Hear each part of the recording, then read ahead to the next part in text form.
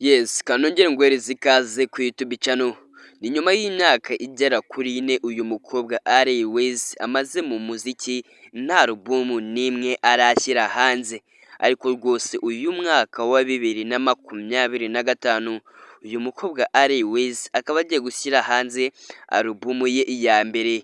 Nimba kuko nawe uri umufana w'uyu mukobwa kanda like usige n'igitekerezo muri comment nimba umukunda utubwire uburyo uba ubona uyu mukobwa uburyo aririmbamo koko nimba nawe uri umwe mu bo yigaruriye imitima hano ngaha mu gihugu cy'u Rwanda. Nyuma y'imyaka irenga 4 uyu mukobwa amaze atangiye umuziki nk'uko nabikubwiye ku mwuga we, Airways yateguje abakunzi be album ye ya mbere yise Hot to Stay ateganya gusohora ku wa 8 Werurwe 2025. Ni album ye azaba ashyize hanze iya mbere kuva yakinjira mu muziki. Ni album rwose yateguje abafana biwe hakiri kare. Aya ni amakuru dukesha ikinyamakuru cyitwa Igihe cy'ahangaha mu gihugu cy'u Rwanda.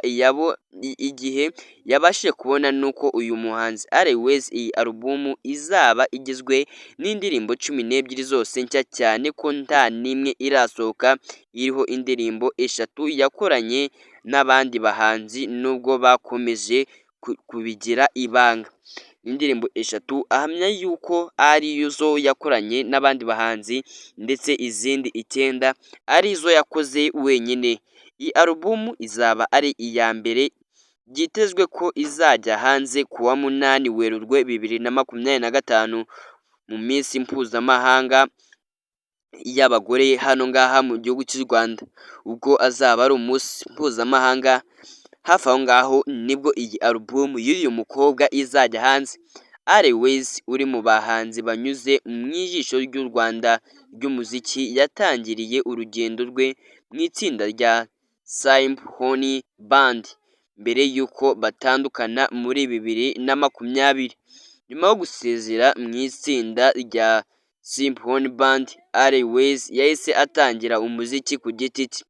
Uyu mukobwa yamenyekanye mu ndirimbo nyinshi zigiye zitandukanye harimo nk'iyiwe yise Away yakoranye na Juno Kizigenza, arongera agaragara mu yindi bita You Should Know, arongera akora indi yise Ni wowe gusa, Good Luck n'izindi nyinshi zirimo na Katira aherutse gukorana na Butera Knowless.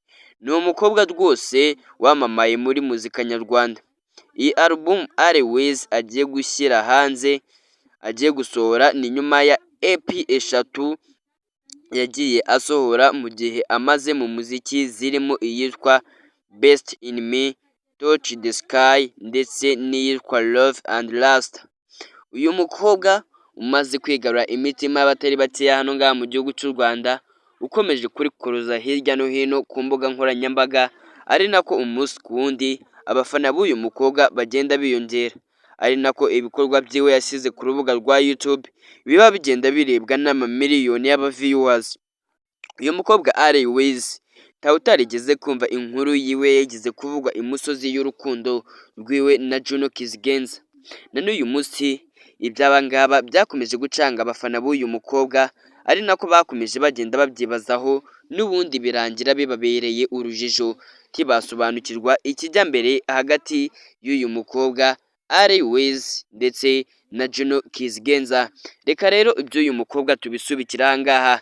Icyo nagiraga nkumenyeshe nuko rwose ubu ngubu vuba aha ngaha album ya mbere y'uyu mukobwa Airways igomba kujya hanze mw'uyu mwaka wa 2024 ku itariki 2 Werurwe 2025 nibwo album y'uyu mukobwa wacu Airways izaba igiye hanze. Na album rwose yateguje abafana biwe ababwira yuko bazayishimira kubera yuko album y'uyu mukobwa byamaze kujya hanze yuko izaba iriho indirimbo zigera kuri 12, 3 yakoranye n'abandi bahanzi ndetse n'izindi 9 yakoze wenyine ku giti cyiwe.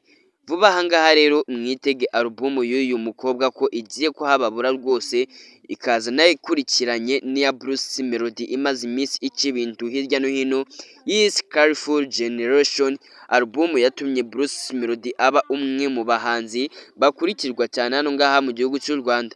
Ni alubumu yasohoye rwose igahita imushyira mu bahanzi batanu bakurikirwa cyane mu gihugu cy'u Rwanda ku rubuga rwa YouTube.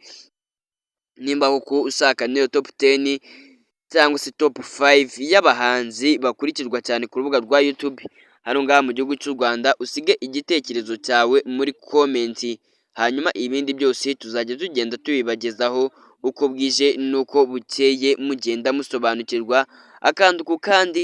Nta kindi twafunguye YouTube channel uretse kubahereza iyi makuru agezweho hirya no hino, haba mu myidagaduro ndetse no muri politiki. Kamubwira ukomeze ugire ibihe byiza, uracyari kuri Rwandan Future, kanda subscribe kugira ngo tujye duhura mu biganiro byinshi bya buri munsi bigiye bitandukanye.